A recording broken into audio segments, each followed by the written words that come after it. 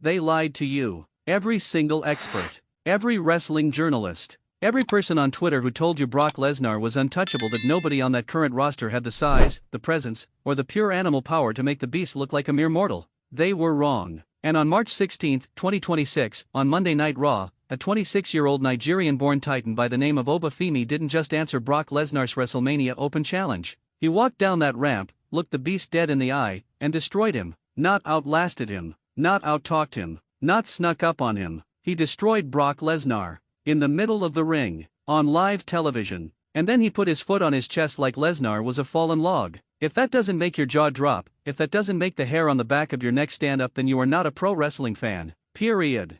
Stay right here. Because what I'm about to break down for you goes way deeper than just a highlight reel. This is about the biggest torch-passing moment WWE has had in over a decade, and most people are sleeping on it. Segment 1 set the scene. The night Raw changed forever. Let's go back to March 16th, Stone Cold Steve Austin Day. 3/16 Day. The most electric day on the WWE calendar. The show opens and immediately the arena is buzzing because Paul Heyman is out there looking absolutely ragged, hair disheveled, eyes wide, like a man who hasn't slept in 3 days. He's face to face with Seth Rollins, and Heyman does what Heyman does. He starts talking. He starts dropping those golden lines, throwing around Gen Z slang, saying FAFO, find out, until the tension is so thick you can barely breathe. And then, the music hits. Brock Lesnar. The crowd erupts. Because even in 2026, even after everything, the departures, the returns, the controversies, when that entrance music hits and that massive frame walks through the curtain, something primal happens in every wrestling fan's body. Every single time Lesnar locks eyes with Seth Rollins,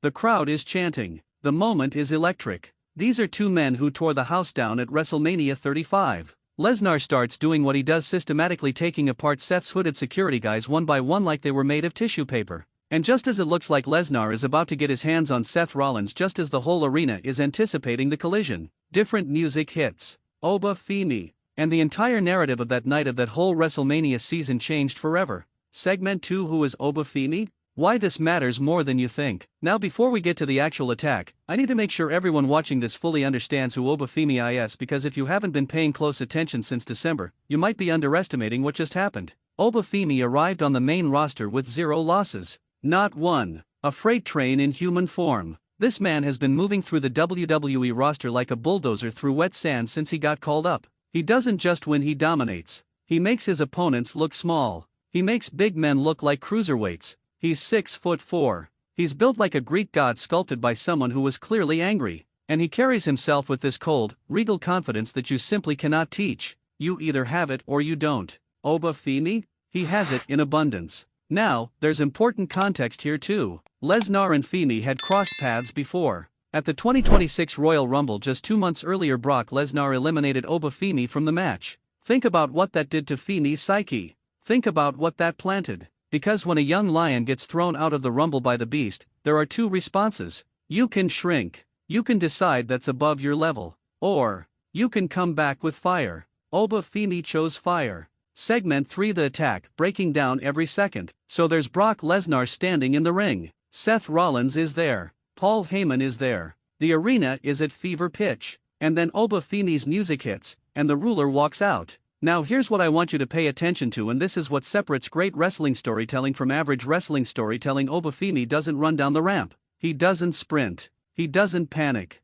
He walks. Calm. Measured. Deliberate. Like a man who has already decided exactly what is about to happen and is simply arriving to execute the plan. He gets in the ring. Brock Lesnar, the Beast incarnate, the man who has ended careers, the man who conquered The Undertaker's WrestleMania streak, turns to face this young challenger. And for just a moment, you could see it. That split second where Lesnar had to recalibrate. Because standing across from him wasn't some mid-card enhancement talent. Wasn't someone he could just stare down into submission. This was someone almost his size. Almost his build. Someone who looked back at him with 0 fear. Then it happened. Fall from grace. Oba Femi hit Brock Lesnar with the fall from grace, his devastating powerbomb-style finisher, and the entire arena went silent before erupting into absolute chaos. Brock Lesnar was laid out flat on his back in the center of the ring. And then Oba Femi did something that I genuinely think is one of the most powerful images WWE has produced in years. He placed his foot on Brock Lesnar's chest. That's it. No theatrics.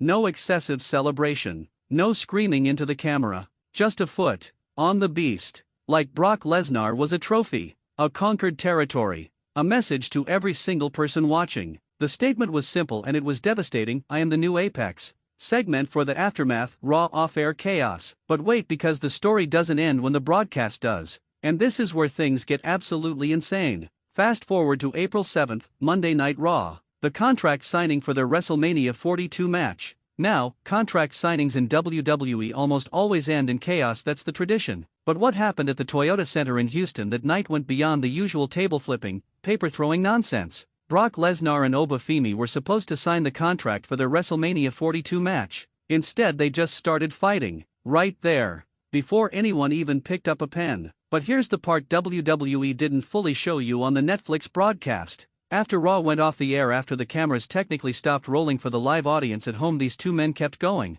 Fan footage from inside the Toyota Center captured what happened next, and it was absolute mayhem. Triple H himself was out there trying to separate them. Adam Pearce. Additional security. Nobody could stop it. Brock Lesnar, showing that the fire in him is still very much alive, hurled the steel ring steps into the ring. Let me say that again. He threw the steel steps. Because that's just a casual Tuesday for Brock Lesnar. And Oba Femi? He hit the fall from grace on one of the security extras. Unprovoked. Just to prove a point. Just to remind everyone watching exactly what is waiting for Brock Lesnar at WrestleMania 42. This isn't just a match anymore. This is personal. This is a war between generations. Between the old king and the man who wants his throne. Segment 5: The bigger picture, why this is the most important WWE match in years. Now let me take a step back and talk about why this feud, this specific moment, this specific match matters so much more than just the WrestleMania matchup it produced. For years, wrestling fans have been asking the same question: who is the next Brock Lesnar? Who is the next guy that can walk into any arena in the world and make everyone in that building feel like they're in the presence of someone genuinely dangerous? Not dangerous in a work sense, dangerous in a this person is not normal sense. The answer, and I'm going on record here on Ring Rumble 1, is Oba Femi. Think about the parallels. Brock Lesnar came into WWE as this force of nature from Minnesota that nobody knew how to handle. A legitimate NCAA Division I wrestling champion. A physical specimen that made every other wrestler on the roster look like they were playing a different sport. Oba Femi has that same energy. That same aura. And crucially, he has what Lesnar has always had, but what so few wrestlers possess: presence that makes the whole show feel different the moment he's on screen. And the booking of this feud? WWE actually got this right. They didn't have Femi just beat Lesnar clean immediately and declare him the new monster. They built it properly. They showed that Lesnar is still a threat. He eliminated Femi at the Royal Rumble. After all, they gave Lesnar his moments. But every time they came together, Femi looked like he belonged. Like he deserved to be in that conversation. And the build to WrestleMania 42 has been so compelling that people, serious wrestling fans and analysts, are now saying this match deserves to main event night 1 of WrestleMania over Cody Rhodes and Randy Orton. Let that sink in. The young man from Nigeria, who barely anyone outside of NXT was talking about 6 months ago, is now being discussed as the top of the card attraction at the biggest wrestling event of the year. Segment 6: What this means for WWE's future. Here's my honest take, and I want you to drop a comment below and tell me if you agree or disagree, because I want to hear from you. WWE has been searching for its next generation of true top-tier stars for a while now. Roman Reigns carried the company on his back for 4 years straight. Cody Rhodes is a beloved champion. Seth Rollins is arguably the most consistently excellent performer on the roster. CM Punk is back and doing what CM Punk does. But there's been a ceiling question. Who is the next generational monster? Question that nobody had fully answered. Oba Femi is the answer. And what happened on March 16th wasn't just a shocking moment on Monday Night Raw. It was WWE planting their flag and saying, this is the future, and his name is Oba Femi, and the era of the beast is about to meet the era of the ruler. The fall from grace heard around the world. A foot on Brock Lesnar's chest. A young lion standing over the old king. And at WrestleMania 42 in Las Vegas at Allegiant Stadium, these two are going to collide in what I genuinely believe has the potential to be a match for the ages. Segment 7: Call to Arms/Engage the audience. Now here's where I need you to get involved. I have 2 questions for you and I want real answers in the comments. Not just fire emojis, actual thoughts. Question 1: Do you think Oba Femi has truly arrived as a top-tier WWE superstar after what he did to Brock Lesnar? Or do you think this was a one-time shock moment that WWE will ultimately walk back to protect Lesnar? Question 2: Should the Oba Femi vs Brock Lesnar match main event night 1 of WrestleMania 42 over Cody Rhodes vs Randy Orton? Drop your honest answer below. I'll be reading every single comment. Because here's the thing about this channel: Ring Rumble 1 exists because there are wrestling fans out there who want more than just recaps. You want analysis. You want context. You want someone who's going to tell you what actually matters and why. If you're new here, subscribe right now. Hit that bell, because this is just the beginning of what we're going to cover leading up to WrestleMania 42, and I promise you the coverage is only going to get bigger. Closing outro. Oba Femi walked into Monday Night Raw on March 16, 2026, and he changed the landscape of WWE. He answered the open challenge. He hit the fall from grace. He laid Brock Lesnar out flat. And he put his foot on the chest of the most feared man in the history of professional wrestling. And then 5 weeks later, after the contract signing descended into chaos and the cameras went dark, these two men kept fighting. Because there is no script that can contain what happens when a force of nature meets a once-in-a-generation monster. WrestleMania 42 is coming to Las Vegas. The Beast vs. The Ruler. Brock Lesnar vs. Oba Femi. And nothing will ever be the same. I'm your host on Ring Rumble 1. Drop a comment, share this video, and I'll see you at the next one.